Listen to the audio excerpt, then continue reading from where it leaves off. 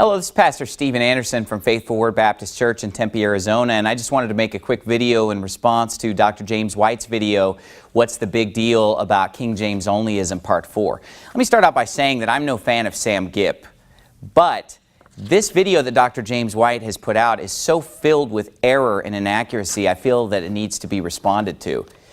This man is someone who puts himself forth as a scholar. People look up to him as being very intelligent, very educated, and an expert on matters of the English Bible as he fights against King James Onlyism and defends the modern perversions of the Bible. Well, in this video, he rattles off a list of words that are supposedly archaic words that the King James uses because he's trying to make the point that the King James is totally outdated.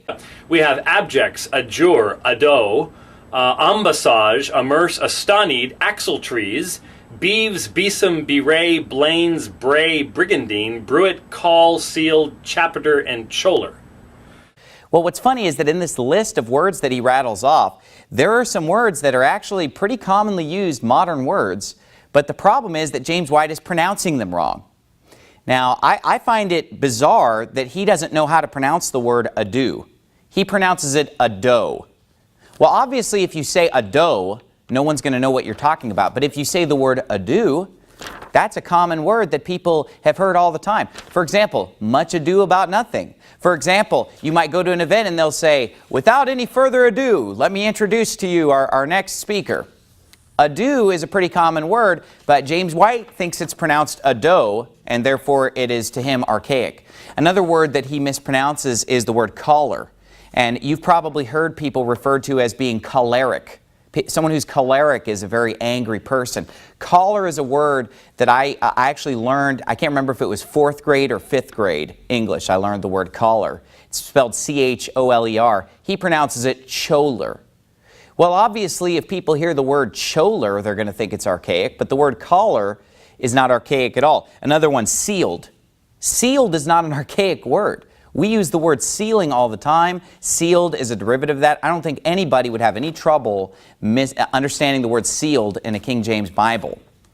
And not only that, but every single one of these words that people accuse the King James of using that are archaic words, every single one of these words is in a modern English dictionary. I mean, if you get the most current, modern Webster's Dictionary, and it doesn't have to be the gigantic version, just a somewhat complete, basic, modern English dictionary will contain every word that's found in the King James Bible. And yet these words are supposedly archaic. For example, later on in the video, he talks about the word shambles. And he goes on and on about how this is just a perfect example of a word that has completely and utterly changed in meaning. Because in 1 Corinthians 10:25, Paul is referring to meat that is sold in the shambles. And he says, this word means something completely different today than what it meant back then. I mean, saying my library was in a shambles today has nothing to do with how much meat is in my library. It has a different meaning. Folks, it's tough enough to learn English. Okay, well, let me read for you from dictionary.com, because as I was watching James White's video, I just went over to dictionary.com and just typed in shambles. Here's the first definition that came up. Definition number 1, a slaughterhouse. Check it out yourself. Dictionary.com. I typed in shambles. The very first definition is a slaughterhouse. But James White is just unfamiliar with that definition. So because he's ignorant of words like ado, choler, sealed, shambles, that means that they're archaic because he doesn't know them. Even though in a modern dictionary, definition number 1 of shambles is a slaughterhouse. Definition number 2, any place of carnage. Definition number 3, any scene of destruction. Definition number 4, any scene, place, or thing in disorder. For example, her desk is a shambles. Okay, so the definition that James White is familiar with and uses in the video is actually definition number 4. In a modern dictionary, the definition that the King James Bible uses is definition number 1. In addition, there's a second entry for the word shambles that says in British dialect it means a butcher's shop or stall. So both the number 1 American definition and the number 1 British definition of shambles in a modern dictionary on dictionary.com is either a slaughterhouse or a meat shop or a butcher shop. So again, this is just not true what James White is saying, that this word is archaic. It's not an archaic word.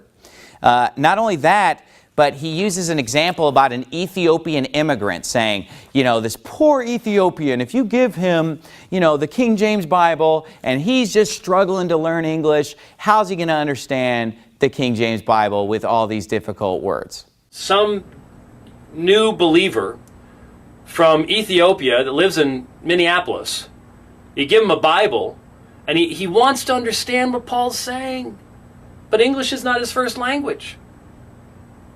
Are you going to give him a translation that will actually communicate to him, or you give him a translation that's going to leave him completely befuddled and maybe even just dependent upon you? Well, first of all, I could show you a list of all the difficult words in the new versions.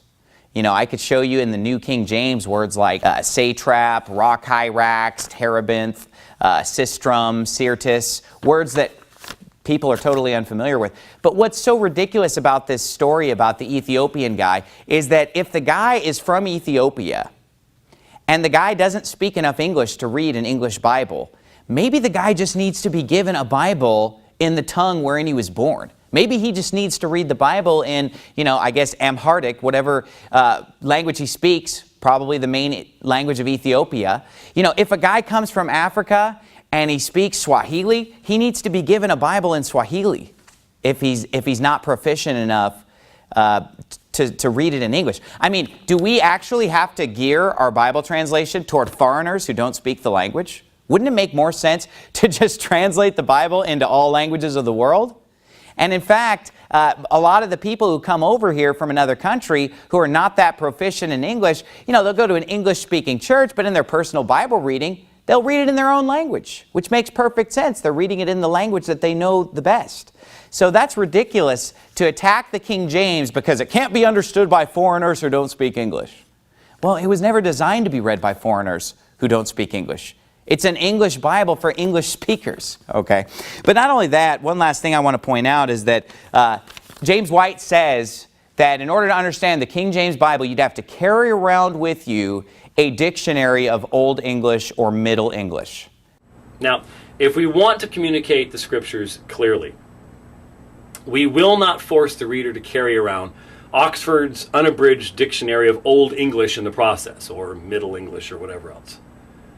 Because these words are so archaic, they're not in modern English. First of all, I already mentioned, and it's a fact, that a modern-day Webster's Dictionary will have all of these words in it that he claims are archaic. In a modern dictionary, it doesn't have to be a dictionary of archaic words. But secondly, he's basically just showing that he's completely ignorant of what Old English and Middle English are.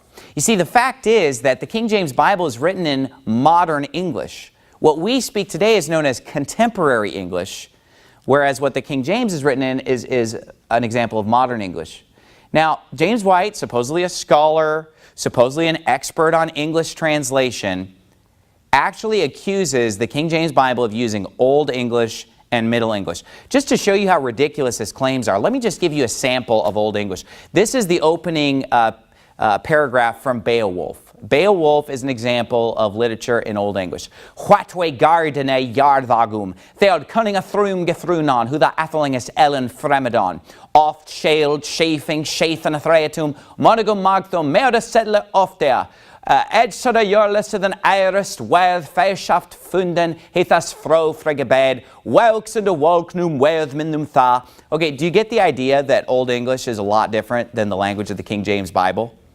Old English is a completely different language. It's completely unintelligible to an English speaker. Now, I don't have a sample of Middle English memorized, but you can easily go online and look at some samples of Middle English, and you'll find that they're completely unintelligible, or mostly unintelligible, to us today. Whereas the King James Bible is written in modern English, which is why we're able to understand it. So again, I just wanted to point out the fact that Dr. James White's video is very inaccurate. His grasp of the English language leaves something to be desired if he doesn't know how to pronounce words like ado, caller. He doesn't know the difference between Middle English and modern English, and he doesn't know these basic words that are found in a modern dictionary. So he basically just says we need to throw out the King James and get a version that's modern.